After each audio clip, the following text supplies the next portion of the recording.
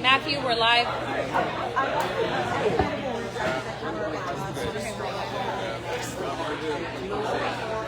Oh, yes. But that is such a... No.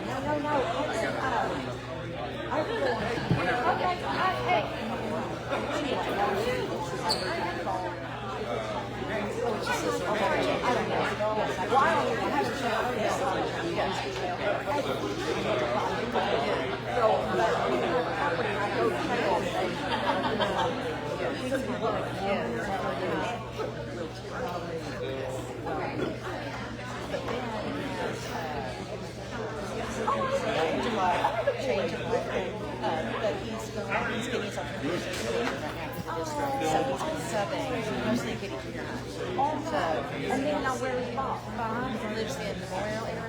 He's married to a teacher at Livermore, and he lives in the first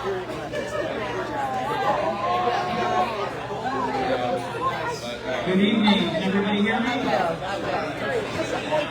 Thumbs up. If you don't mind, please take your seats so we can get started with this evening's form. Silent self-starters. Everybody in the audience, if you can do me a big favor, if you can silence your cell phones, that would be greatly appreciated. We would like to have no interruptions.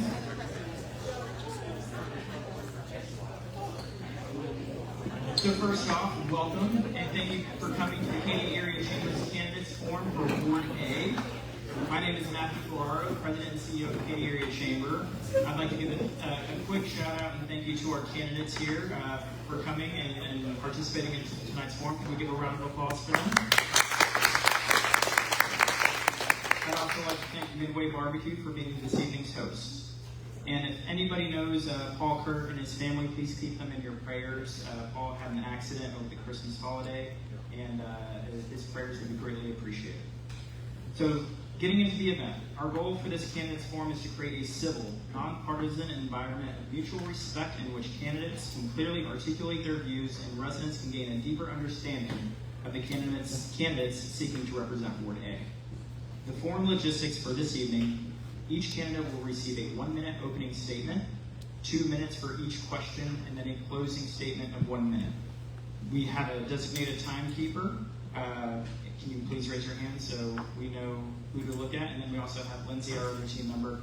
At the 1 minute, 30-second mark, we will hold up a 30-second yellow card. As a reminder, 30 seconds remaining. Once that time is up, we will have a red stop card. We did notify the candidates that they can finish their thoughts. It will not be a hard stop on 2 minutes, so we will let them finish their train of thought and their sentence for that. All candidates have agreed, both written and verbally, for the expectations for this forum. Candidates will respond directly to the questions posed, and that will be towards the moderator and the viewers, not fellow candidates. They will refrain from referencing the other candidates' statements and voting records. They will not interrupt other candidates while they're talking, and they will do their best to adhere to the time limits. Expectations for the audience. Again, we appreciate you all being here, but please hold your applause until each candidate has responded to each question. Applause is the only acceptable form of audience response, so please refrain from any shouting or verbal reactions. Again, if you haven't already silenced your phones, please do so. So we're going to get started with our opening statements. Each candidate will now have 1 minute. Timekeeper, are we ready? Ready. And we're going to start by, in ballot order, with Ms. Paula Taylor. All right, I want to start by thanking the Chamber of Commerce for organizing this event and Midway Barbecue for hosting it. 40 years ago, I was finishing up my classes at A&M, and I was pregnant with our first child. I'd been assigned to do my student teaching at Katy High for the fall of '86, and Katy was just at the northern tip of Jim's new sales territory. We decided to drive over on Saturday to see the school, scout for a place to live, and have a look at the town. Before that trip, we were thinking of Katy as our first stop out of college, not necessarily our real first home. As luck would have it, that Saturday was the Katy FFA rodeo parade. Streets were blocked off, families were lining the parade route. Band students were marching, and FFA kids were in their blue jackets. It was an old-fashioned hometown come to life. We weren't able to explore as much as we had planned, but we left that day knowing that Katy would be our real first home. Those early memories and all the years in between are why I'm running for Katy City Council. I want to make sure future generations have the chance to find their hometown.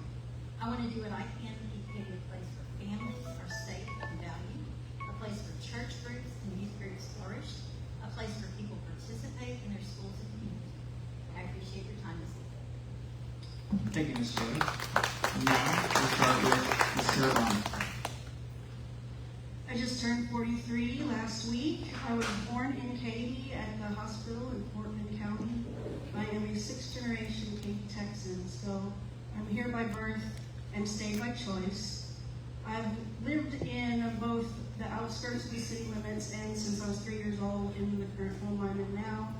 I have gone to our schools. I have played in our parks. I have participated in our civics, from speaking at city council meetings. I have been a precinct chair for the Republican Party. I believe that I have a good understanding of what my neighbors have been going through, what we've not been able to get fixed through city council, what we've asked for, what we haven't gotten, what we have been able to accomplish. I've been able to learn a lot through our experiences, and I hope to be able to further our goals to better our infrastructure, update our infrastructure, update our flooding issues, and I look forward to listening from the newer parts of Ward A that have been annexed into the city limits. Thank you. All right, thank you. We'll begin this evening's questions by talking about governance fundamentals, how each of you views the role you're seeking and how you approach public service. So first question, Paula, you're going to be up. How do you define the role of city council member beyond voting on agenda items, and how would you personally add value to the council? You've got 2 minutes. I would view the role of city council as being closest to the people, because we are representing specifically Ward A. We live in that neighborhood. People can walk up and knock on our door, see us as we're walking our dog around the neighborhood, and hopefully feel free to discuss issues of importance. So I feel like city council is the level that's closest to the people, and that's really important. Additionally, I feel like there's no way to say it better than what Thomas Jefferson did in the Declaration of Independence. He was talking about the federal government when he talked about life, liberty, and pursuit of happiness. But when you think about city council, the same is true. Life, police, fire, emergency services. We want to make sure that those are ready to go and that they are as prepared as they can be. Liberty. Obviously, we need some laws and ordinances necessary to maintain public safety, law and order, but we don't want them to be burdensome to our citizens. And then pursuit of happiness. I want to live in a city and be part of a city council that encourages and promotes local businesses, a city that encourages and promotes spaces and events for entertainment and for families of all income levels to be able to enjoy, and just work to be the kind of council person that tries to listen to the concerns of the ward and the whole city. Thank you. Well, 2 minutes to start. Can you repeat the question? Sure. How do you define the role of a city council member beyond voting on agenda items, and how would you personally add value to the council? Specifically, that I am a representative of the people. I think a lot of people forget that we're not a democracy, but we are a representation of what our constituents are seeking. Very friendly and have a good rapport with my neighbors, and I'm looking forward to engaging new neighbors and new faces and new friends and learning what issues that are important to them. Again, I think it's really interesting to look at our Ward A map. It looks like like when you pour a cast of an ant mound. It's all over the place, and we have new neighborhoods, and I don't even know some of the issues these people are facing yet, but I'm looking forward to hearing about them and then using our resources to fix whatever issues there are. Some of that is, working with the mayor to get things on the agenda and with administration so that we don't necessarily have to take things to a vote, but utilize the resources we already have to fix things immediately, or just teach people the right phone number or the right person to contact so that they don't have to always feel the need to bark up an order of politicians to get something done. I think engaging the public and teaching them how to be civic servants as well, to utilize their own voice, to utilize their own phone banking opportunities to go to Austin if they need to,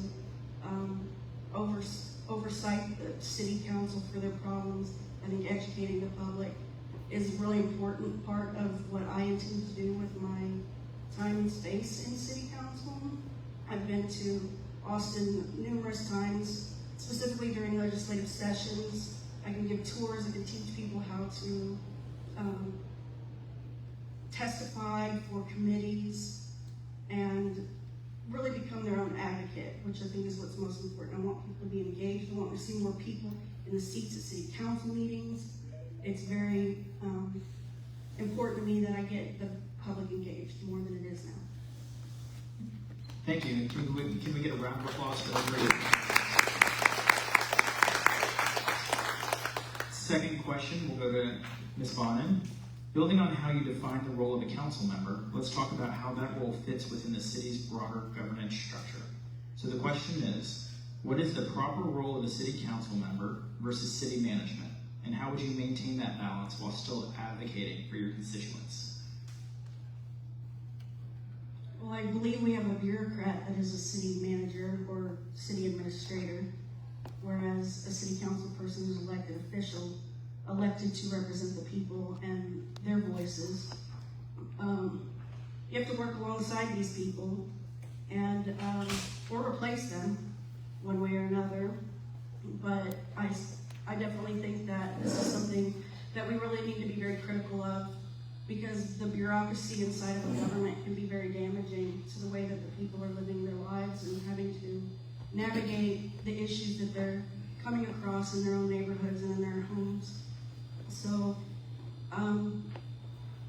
I really just see myself as a vector for my neighbors to speak to me, and again, let me teach them how to speak to the right people, make the right connections, and then do my best in my position to vote as possible or needed, and maybe collaborate with other city council members to get items on the agenda if we can't get the mayor to do it himself.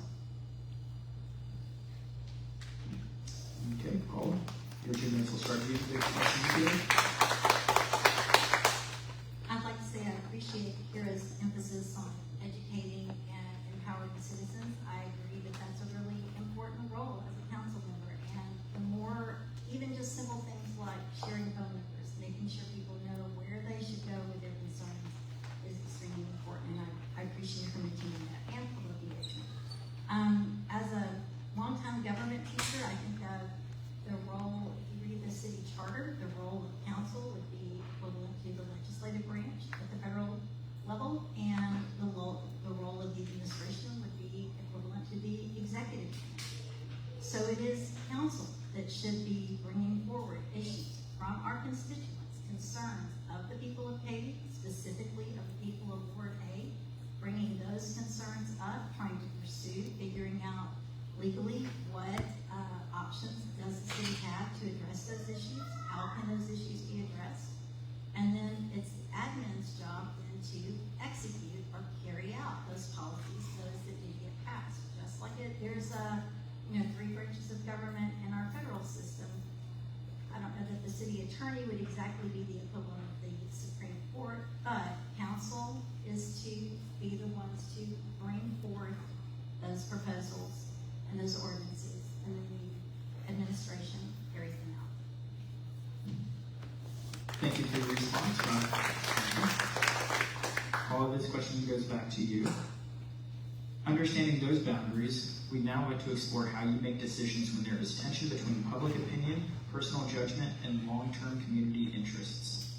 What principles guide your decision-making when public opinion conflicts with your own judgment or long-term community interests? Well, this is my first time to run for public office, so this will be my first time to actually have to put that into practice. So at this point, what I'm telling you is what I believe to be my thoughts on that, and I hope that I will carry that out. If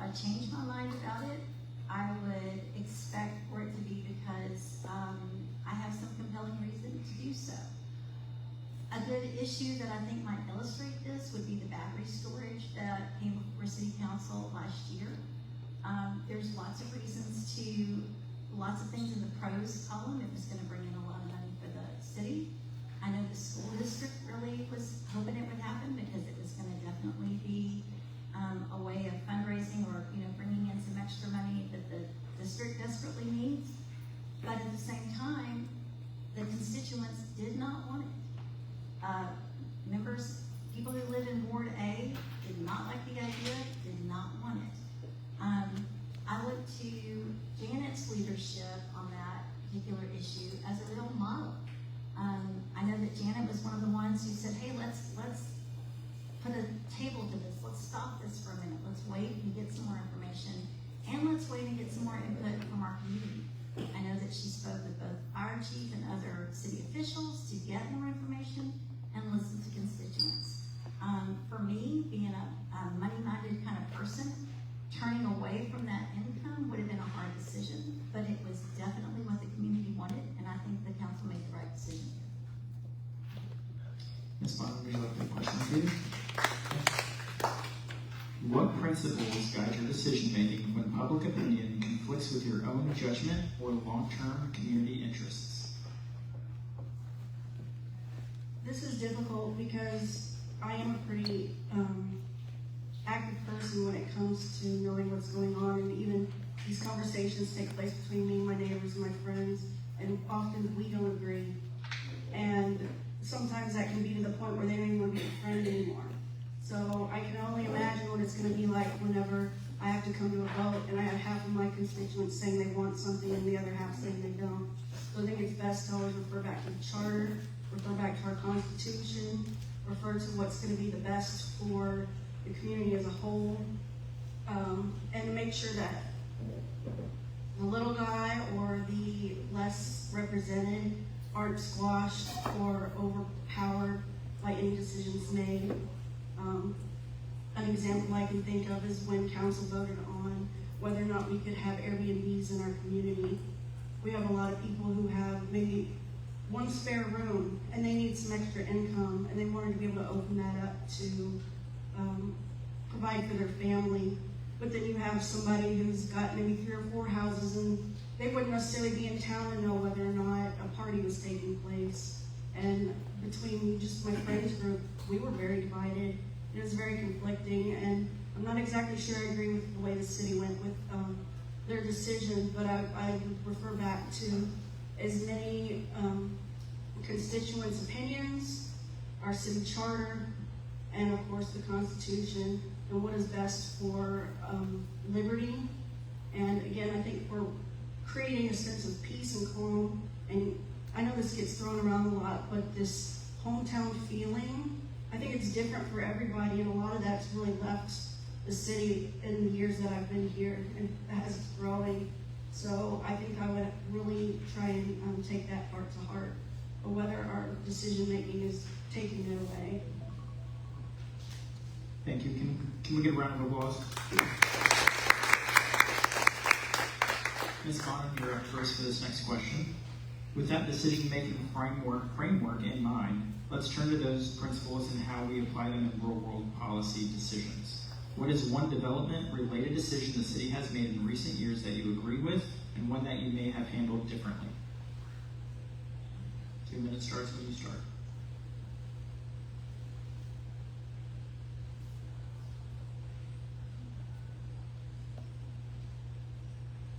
One that I would probably have handled differently was a recent construction project on 3rd Street near my home. Our neighborhood has been experiencing flooding extensively for over a decade, and the city decided to take the south side of 3rd Street, bury a culvert under the ditch, and then put parking all along 3rd Street from, I believe, Airline Drive to Katy Land.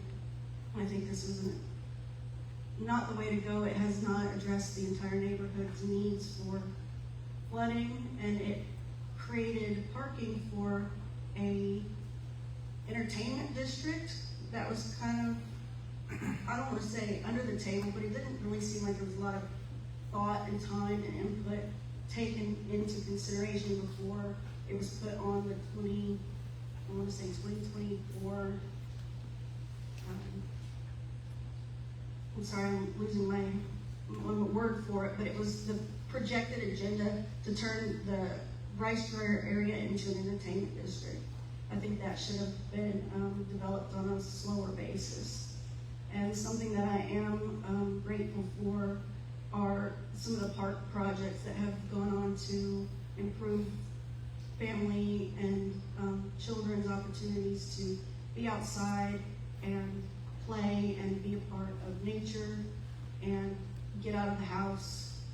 I would like to see some more walkability. Our community was very car-centric.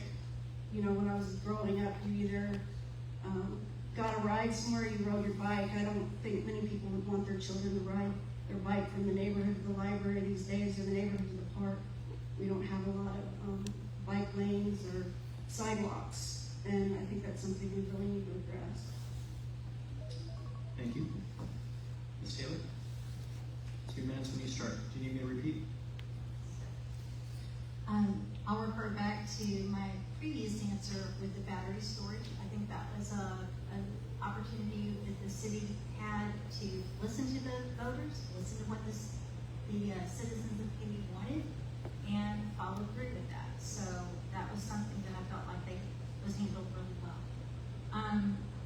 Something that I personally don't love the aesthetics of is the area of all the warehouses and all the light industrial area along Cane Island Parkway and I-10, and you know, it's just not the most beautiful part of the city of Katy.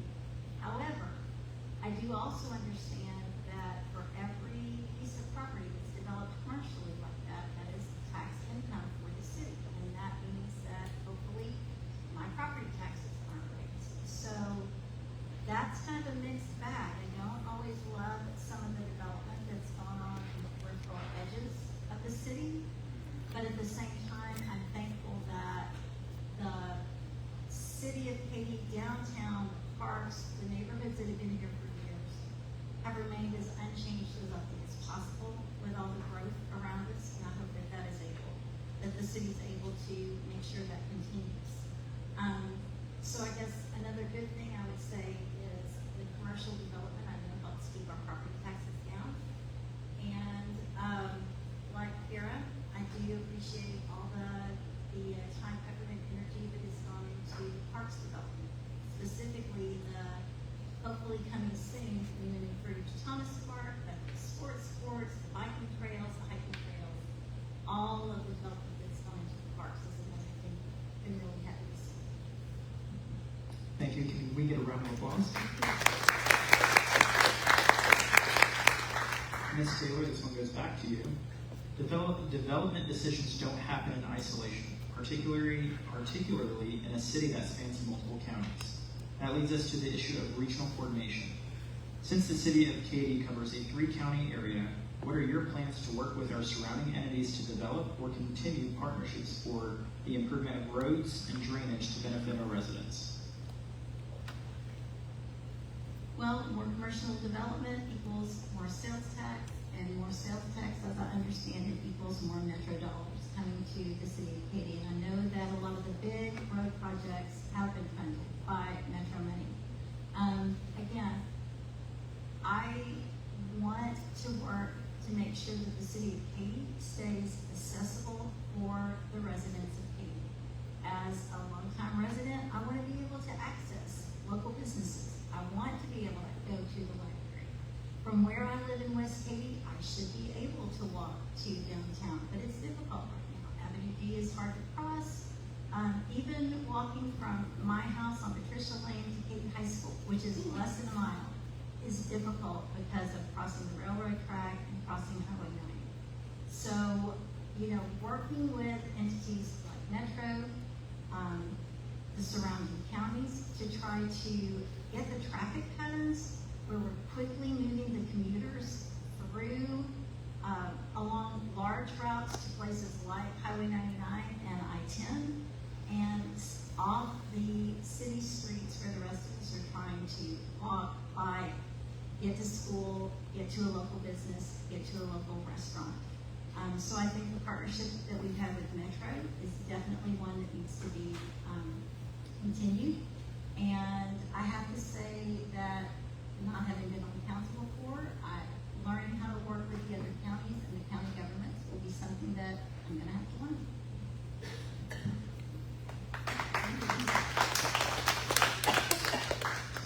Since the city of Katy covers a 3-county area, what are your plans to work with our surrounding entities to develop or continue partnerships for the improvement of roads and drainage to benefit our residents? Well, I think initially it's going to have to be very aggressive. I have worked a lot with other Harris County entities, commissioners, and judges, and I am understanding the growing pains here in Katy are essentially leading to traffic, walkability. My mother's wheelchair bound. I don't have a wheelchair accessible vehicle for her, so I really thought it out, mapped it out, to see if I could push her here tonight so she could be part of this. And ultimately, it was going to be impossible and too dangerous. So I live in Harris County, so that's what I'm familiar with. I've worked a lot with the south side of town, a little bit of Fort Bend County. Waller County would be something that would be completely new to me. So I'm very open to meeting with the new commissioners, the old commissioners, anybody that we can to start or get these projects off the ground, make sure that the ones that have started are being developed quickly, and I think very important for the Waller County area is the fact that they are now going to see the growth that Harris County and Fort Bend has been seeing. So they have an actual opportunity to stop and think about how things should develop, whether it's slowly, get the roads large enough, get the ditches big enough, get the drainage going, so that they're not caught in a situation, a sticky situation where we've already got the houses, we've already got the traffic, and now we're going back to see if we can get the funding for the growth construction. And I just want to say that I'm ready to go, and I think being aggressive about it is the best thing I can do. Thank you. Let's give a round of applause. Ms. Bonin, we'll stay with you on this next one. Infrastructure and partnerships are critical to growth, but so is ensuring the safety of our residents. We'll now shift to public safety. What specific actions will you take to support the Katy Police Department and the Katy Fire Department? What do you see as their top needs and priorities? Well, I look at the budget, and they seem to, for instance, the police department, they ask for the money that they want for their projects, and it seems that without much hesitation, they're awarded it all up front. And then each time they want more, they get to come back and amend the budget, and everyone votes for it then on the spot. So I think they're getting what they want when they want as it's coming. I've not had a chance to sit down and talk to Chief Wojtek since he's been promoted. I don't know what his current problems or needs or desires or plans are. I do know that we have issues, probably from the top all the way down to the dog catcher. And I really want to make sure that we are operating with integrity, transparency, that we are, doing right by the people in our community, that we are keeping the bad guys out and not harassing, kids trying to earn $1 when their sticker gets out, or someone walking because they don't have transportation and they're wearing a hoodie. I'd like to believe that we're trained really well here, and if we need more training, we're going to get it. The fire department, I feel like we've had a lot of turnover. We're growing, so we're getting a lot of rookies. We're getting a lot of new people. I want to make sure that we're all on the same page, that they're getting the training they need, that they have everything they need as far as trucks and ladders and fire hydrants where they need to be. It's kind of interesting. I've had to call a few times for lift assist with my mother, and a whole new crew each time. So it's kind of interesting to have to like reintroduce new people to like my mom and our situation and why we may need help. So I've had a lot of time to get to know them and or get to know new people, and I'd like to be in a position to give them even more of what they need. Thank you. Ms. Taylor, do you need a question repeated? Yes. What specific actions will you take to support the Katy Police Department and the Katy Fire Department? What do you see as their top needs and priorities? Well, we have such a huge population growth in this area, and as population grows, those public services have to grow along with it. Obviously, keeping our police and fire and emergency services fully funded, fully trained, equipped, has to be a priority for City Council. We also want fast response. No one wants to have to wait a long time if you're calling for a lift assist or any other emergency that you might need. I know that a substantial part of the city budget does go to police and fire, and I think that's a wonderful thing because, you know, at the very heart, that is what government is designed to do, to keep the public safe. And so I'm happy that Katy has done that in the past, and I would certainly want to ensure that in the future. I would think that their biggest issue going forward is that population growth. You know, how many more new houses, how many new residents need to be added before it's time to think about adding another fire truck, adding another location for the fire department, adding another substation for the police department. I know that the city has tried to be really proactive with new development coming in, like the Target Center that's coming in. I know that there's going to be a substation here. I know that there's going to be a fire bay there. And, you know, keeping up with the coming growth, the anticipated growth, the projected growth, and making sure that we're ready for it. And again, not playing catch up after the fact. Thank you. Public safety and economic vitality are closely connected. A strong local economy helps support essential services and community stability. Business turnover in prominent areas raises concerns about economic vitality. What are your plans to strengthen the local business climate and help businesses succeed in Katy? Ms. Taylor, we'll go to you first.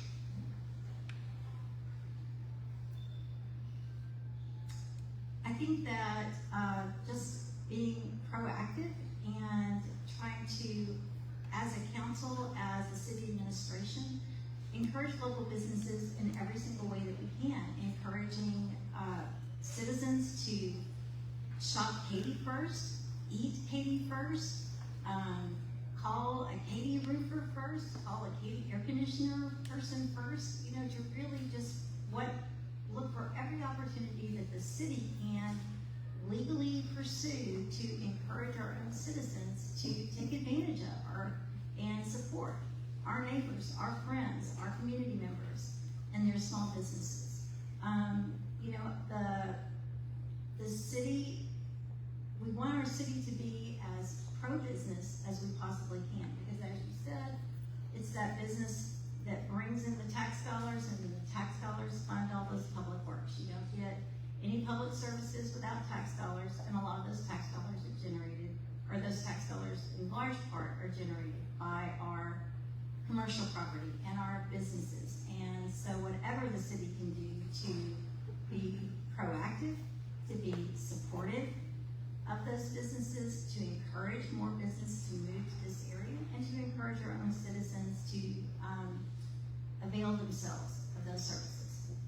Thank you. Ms. Bonin, would you like a question? No. I don't necessarily believe that it's the role of government to create jobs or entice businesses, but we do have responsibility to create a community that is welcoming. So we need to work on our infrastructure. We need to make sure that the streets, the customers will be driving down are paved properly, that the facilities can have proper sewage and proper or clean water coming into them. It's really kind of sad when you go to a local restaurant and you get a glass of ice water and it tastes like chlorine bleach. It'd be nice to have some of these things addressed so that everybody has like an equal opportunity to have clean drinking water, clean streets, low crime. I mean, that's where government's role is in the community, not necessarily to build upon businesses, but of course we have zoning issues. We also have permitting issues. I think we still need to look into the department and see what we can do to make sure that we're accomplishing everyone's goals in a timely manner, so that they're not, paying a mortgage on a building that they can't occupy yet.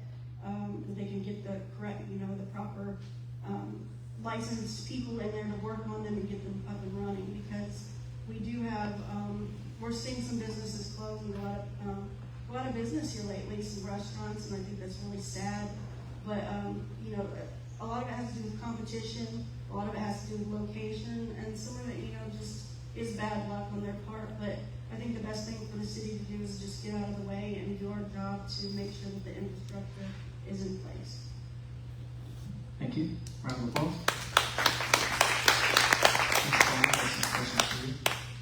Economic development also shapes how a city looks and feels day to day. Our next question focuses on quality of life and long-term vision. How do projects like the Katy Boardwalk, Linedecker Landing, and proposed landscaping regulations reflect your broader vision for Katy? I don't really think they do. I don't know much about what's going on with the boardwalk anymore. I remember it was just kind of like marketed to us a few years ago, and then I don't really know what came of it, but it's not something that me or my family are seeking to go be a part of. And to be honest, I feel like we have enough traffic already. I'm not looking forward to a couple thousand people coming into town to go look at it. It's not particularly my priority. Linedecker Landing is another interesting project. I don't really have a lot of information about it. It's not something I've utilized. I honestly don't feel like I have a lot of input on this particular question. I don't know what that has to do necessarily with economic development. I mean, these are, maybe some destinations for some people. Locally, it hasn't been for my family. I don't know anybody in my immediate circle who's talked about them. And I haven't had any friends call me anytime lately to say, hey, I'm coming into town to look at that.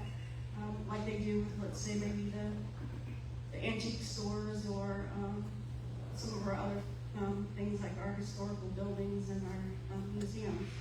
So I don't really feel like I have a lot of practical input on this particular question.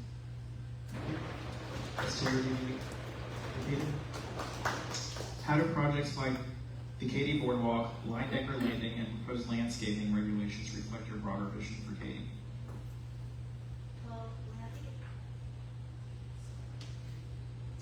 when I think about the Katy Boardwalk, I think about, it's been a minute since we all first heard that term for the first time. And I know that it's a public and private endeavor, which always gets a little tricky. It's my understanding that the city of Katy has completed the components that the city is responsible for, the roads, nature preserve, the walking trails. It's also my understanding that the development company has had an extension, and that extension will be up for renewal at the end of 2026. Personally, at this point, having been on council and not having been privy to all the previous conversations, I'm going to be very interested to see if the ground is broken, if progress is being made on the hotel and convention center that we've all been hearing about for a long, long time. If no progress has been made, I, at this point, would assume I would certainly want to pursue other options. Are there other companies out there that would get busy and get that project started and move it along? As far as Linedecker Landing, I'm excited that Linedecker Landing is going to add even another point to the hiking and biking trails that are coming. It's my understanding that there's going to be an effort to connect that to all the other hiking and biking trails that are going to be along the bayou, connecting all the parks. I think that's going to be a great thing for families, for people who like to do the long-term hiking and biking.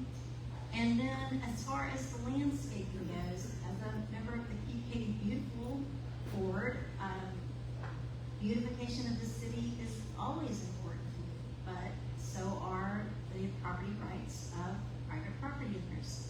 I personally would love to see some ways that the city could maybe incentivize private businesses, residents to care for and try to preserve some of our big, beautiful trees, and ways to offer a carrot instead of a stick to get those kind of landscaping projects done.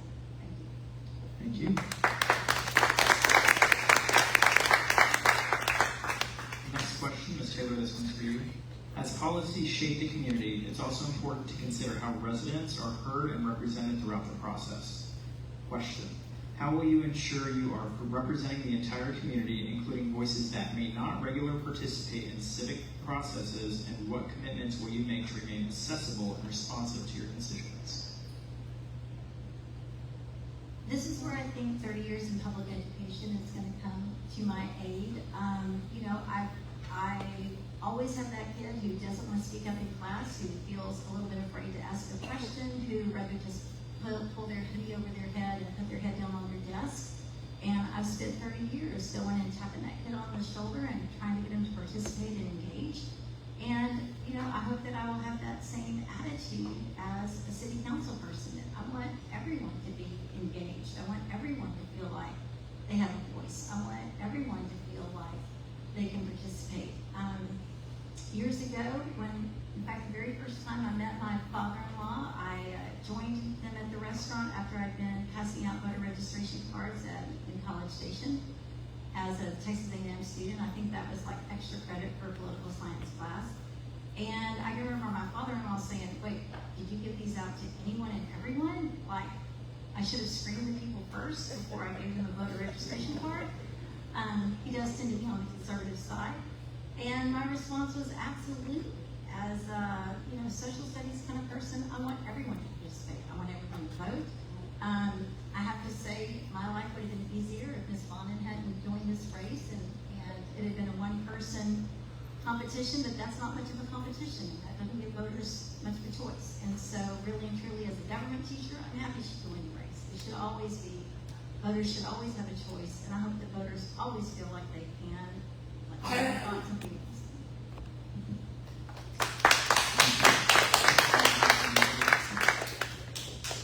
Question: how will you ensure you are representing the entire community, including voices that may not regularly participate in civic processes, and what commitments will you make to remain accessible and responsive to your constituents?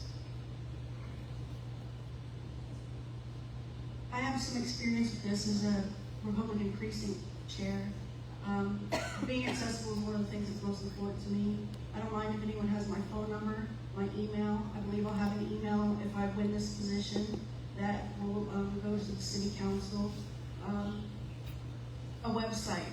I'm on social media. I'll take questions. I'll take meetings. I'd like to set up some hours every week that I'll be at City Hall to meet with people. I don't mind meeting with you at your home if I'm available, at my home.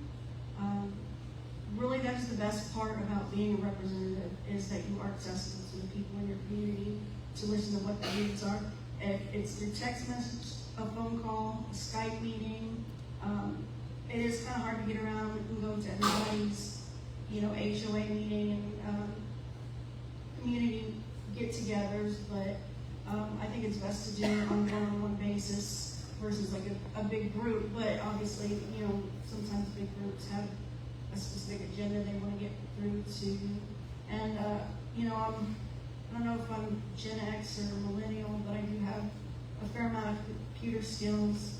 I'm on Facebook, I have a Twitter or an X, and I have Instagram and TikTok. And I'm okay with utilizing all of these resources to keep people engaged, get their ideas, get their issues at least thought about. It's going to be hard to represent everybody because you can't please everybody. Again, I'm going to have to go back to my own moral standing, the Constitution, the city charter when it comes to making decisions. And of course, I'm not going to make everybody happy all the time, which is going to be just the challenge everyone faces when they take on a role like this. Thank you. It's a round of applause. We're going to jump into the next question, and this is going to Ms. Bonin. If elected, what is your number one priority for Ward A, and your number one priority for the city as a whole?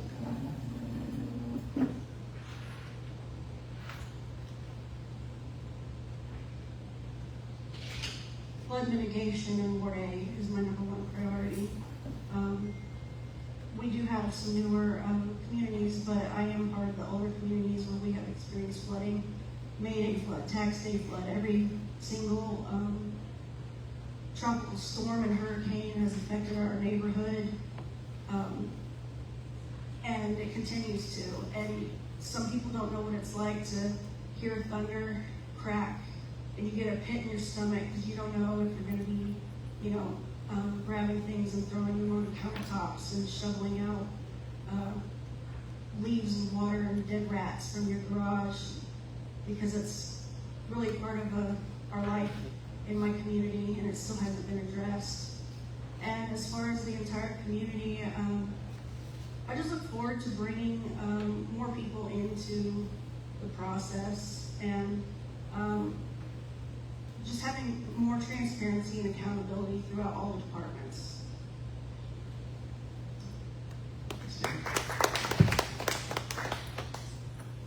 If elected, what is your number one priority for Ward A, and then your number one priority for the city overall? My number one priority for Ward A, I have to echo what Cara said. I think flood mitigation and even beyond that, flood prevention. To make sure not only are we mitigating the water, but we're preventing the water from getting to our neighborhoods in the first place. So drainage projects, continuing the drainage projects the city's already started. I also think that there's, in the older part of the city, particularly West Katy, there's a lot of streets that have a lot of, not just cracks, but huge cracks, and a lot of things, a lot of infrastructure that needs to be updated and improved. I think that's definitely a Ward A issue. I think walkability, again, the idea that we've got this beautiful downtown square with the murals and the green and the local businesses that are there. We're going to have Thomas Park and the trails on that side. How do we get people across? How do we get people from the park and trail side over to the downtown? How do we get people safely from the downtown area over to Thomas Park and the VFW Park and the hiking and biking trails that are going to be developed here? That to me is a big issue, and it's something that's really near and dear to my heart. I think parks and places for families to be outside together, friends to be outside together, free activities that people of all income levels can enjoy, that's really important. As far as the city as a whole, I am a former Ward B resident who decided to sell our home in Pine Forest because of the expansion of Morton Road. So the idea of how do we get commuters through town into those major routes like 99 and 910 without destroying our own neighborhoods, businesses, walkability in the process. Thank you. Let's get a round of applause. Finally, we'd like to close by looking ahead and asking each of you to define what success would look like if you are elected. What is one measurable outcome you want constituents to be able to point to at the end of your term? Ms. Taylor?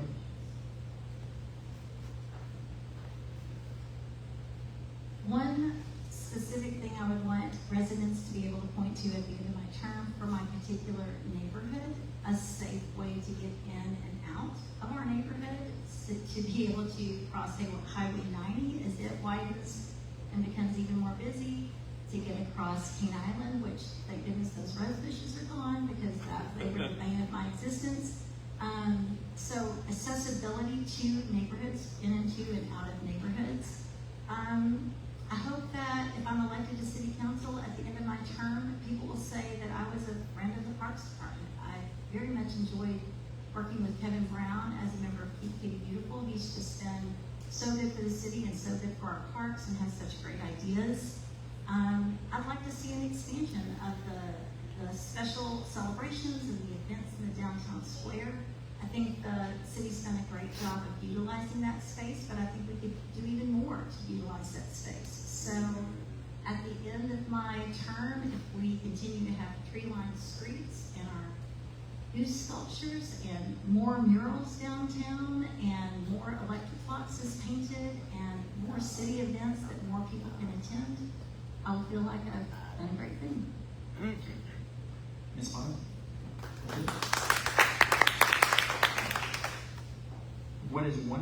outcome you want constituents to be able to point to at the end of your term?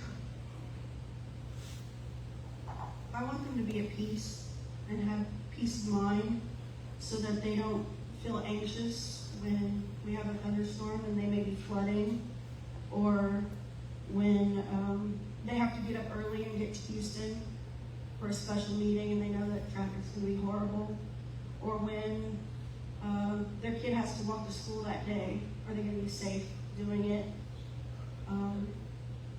What they're going to do with their family when the power goes out during a blizzard. Is there going to be a warming shelter for them? What if their dog gets out of their backyard? Are they going to have to worry that it's euthanized the same day and covered up?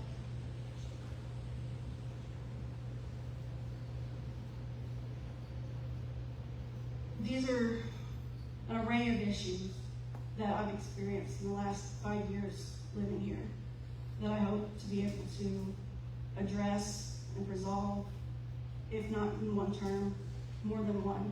But I hope that it also becomes something that the other city council members take on and accomplish very quickly. And if my neighborhood and my neighbors could go to bed at night with peace, I think I feel really good about that.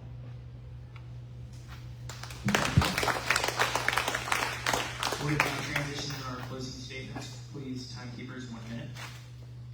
Ms. Bonin, you are first. Time will start when you begin.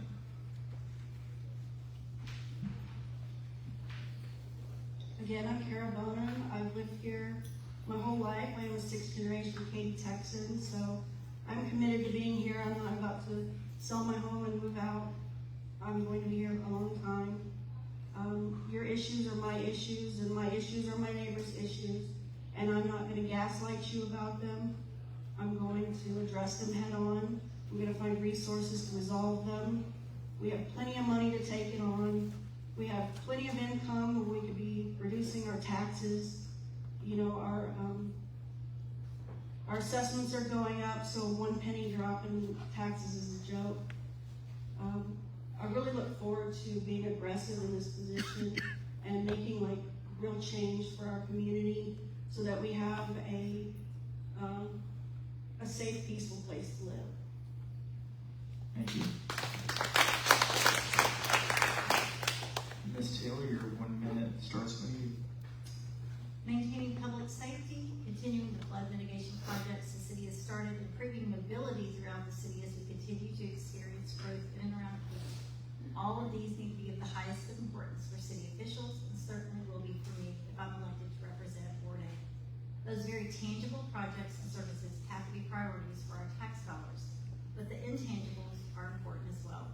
A lot of change has happened in the 40 years that I've been here, but for the moment, Katy is still recognizable as an authentic hometown. I first visited 40 years ago.